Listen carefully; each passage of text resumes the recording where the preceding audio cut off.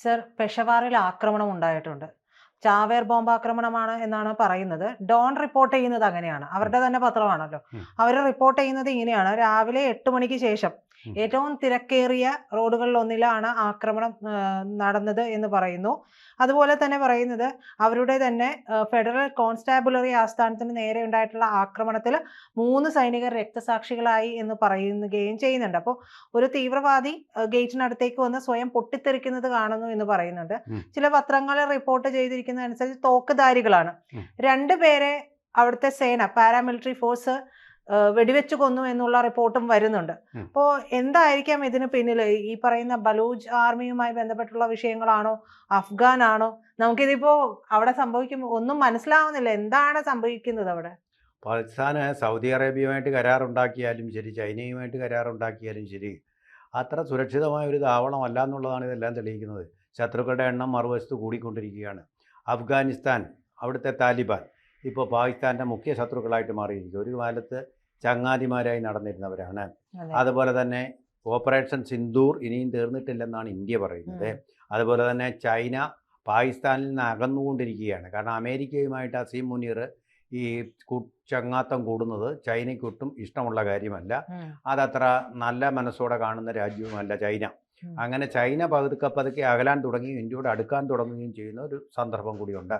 ഇതിനിടയ്ക്ക് ദക്ഷിണ ചൈന സമുദ്രത്തിലെ ഇവരുടെ ചില പോക്കുകൾ കണ്ടിട്ട്, അതായത് പവിഴ ദ്വീപുകളുമൊക്കെ നശിപ്പിച്ചുകൊണ്ട് അതിൽക്ക് മേൽ ആണവ പോർമുനയുള്ള ആയുധങ്ങളുടെ സന്നാഹങ്ങൾ ഒരുക്കുന്ന ഒരു രീതിയുണ്ട്. അതുകൊണ്ട് ജപ്പാനും ചൈനയും തമ്മിലുള്ള ബന്ധം വഷളായിരുന്നു. പക്ഷേ ചരിത്രത്തിലെ ഏറ്റവും വഷളായ ഒരു ഘട്ടത്തിൽ എത്തി നിൽക്കുകയാണ്. ജപ്പാൻ പക്ഷേ ഭീകരാക്രമണം നടക്കുകയില്ല.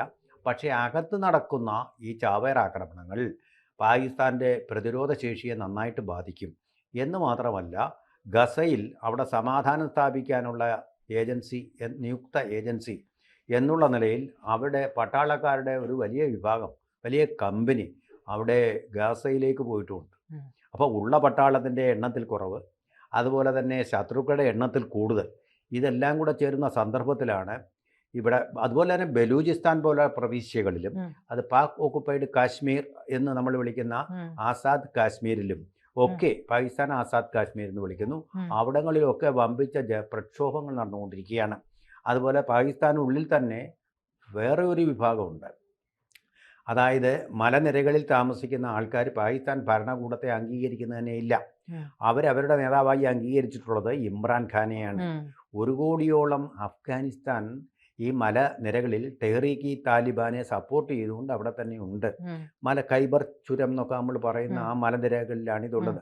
പക്തൂൺ പ്രവിശ്യ പറയുന്ന അതിർത്തിയിലെ പ്രദേശം. അവിടുത്തെ ആളുകൾ വളരെ മിലിറ്റൻറ്റും അഗ്രസീവും ഗറില്ല വാർഫെയറിൽ വളരെ അദ്വിതീയരുമാണ്.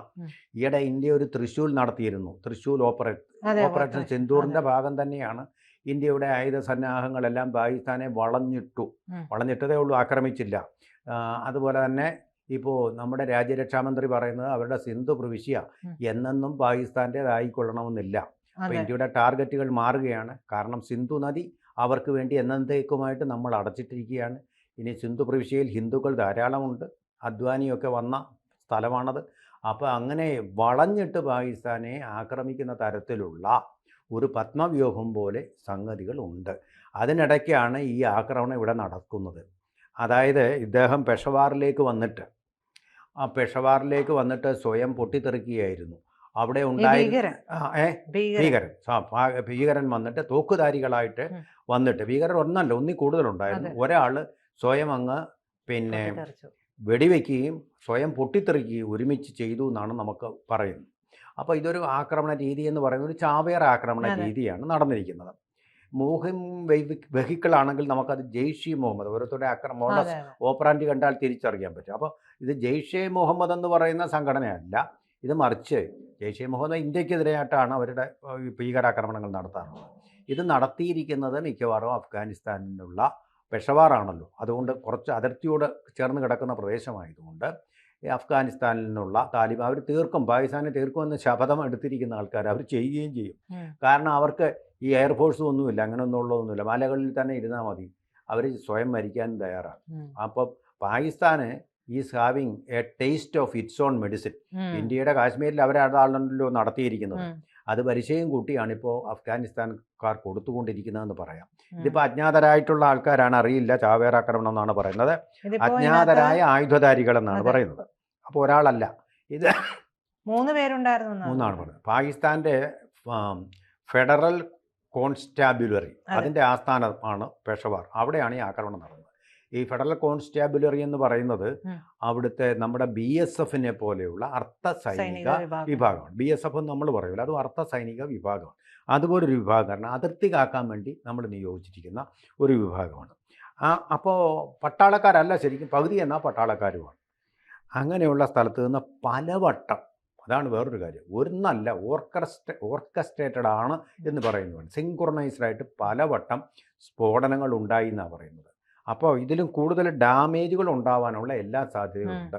പ്രാദേശിക മാധ്യമങ്ങൾ റിപ്പോർട്ട് ചെയ്യുന്നു. പ്രാദേശിക മാധ്യമങ്ങളെ ഉദ്ധരിച്ചാണ് റോയിട്ടേഴ്സ് ഇത് ലോകത്തെ എല്ലാമുള്ള മാധ്യമങ്ങൾക്ക് ഏജൻസിയാണല്ലോ അത് ഇപ്പൊ കൊടുത്തിരിക്കുന്നത്. അവിടെ ഇല്ലേ സർ, പെഷവാറിലെ ഏറ്റവും വലിയ പൊതുമേഖലാ ആശുപത്രിയായിട്ടുള്ള ലേഡി റീഡിംഗ് ഹോസ്പിറ്റലും ഉം. ഖൈബർ ടീച്ചിങ് ഹോസ്പിറ്റലും ഒക്കെ അടിയന്തരാവസ്ഥ ഉം. പ്രഖ്യാപിച്ചിട്ടുണ്ട്. ആ. അപ്പോ ഇതിന്റെ ഈ ആസ്ഥാനത്തിനടുത്ത് ബാരക്കുകൾ, അതിന്റെ- ആശുപത്രികള്, റെസിഡൻഷ്യൽ ക്വാർട്ടേഴ്സുകൾ എന്നിവയൊക്കെ ഉണ്ട്. മാത്രമല്ല, ഉം.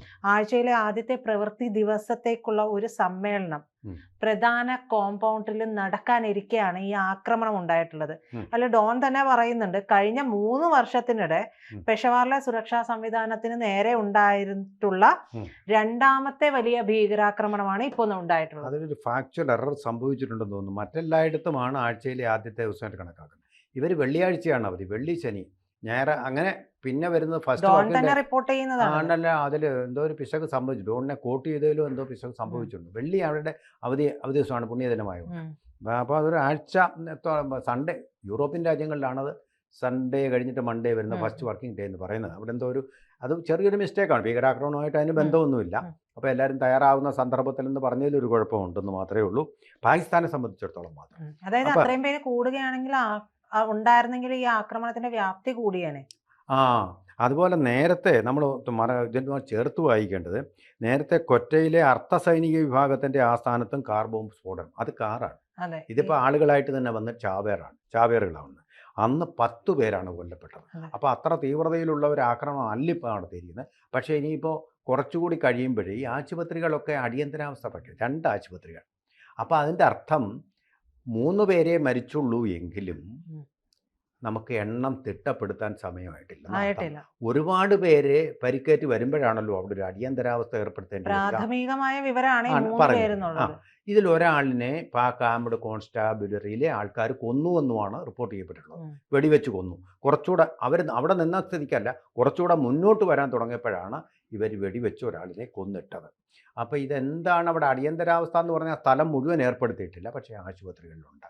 അതിനർത്ഥം കുറേയേറെ പേർക്ക് പരിക്കേറ്റിട്ടുണ്ടാവാം എന്ന് തന്നെയാണ്.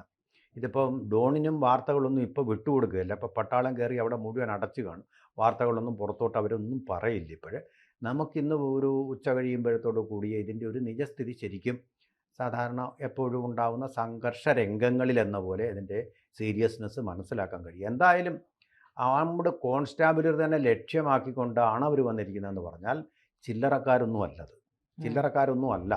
ഈ തെഹ്രീക്ക് താലിബാനെ പോലെ ശക്തമായിട്ടുള്ള വേരുകൾ, ശക്തമായിട്ടുള്ള ആക്രമണ ഉത്സാഹത്തെയും പരിശീലനവും കിട്ടിയ ആൾക്കാർക്ക് മാത്രമേ അങ്ങനെ ചെയ്യാൻ സാധിക്കുകയുള്ളൂ എന്നുള്ളതാണ് നമ്മുടെ ഒരു ഇപ്പോൾ കരുതേണ്ടത്. കൂടുതൽ വാർത്തകളും വിശേഷങ്ങളും നിങ്ങളിലേക്ക് എത്താൻ ABC മലയാളം സബ്സ്ക്രൈബ് ചെയ്യുക, ബെൽബട്ടനും അമർത്തുക.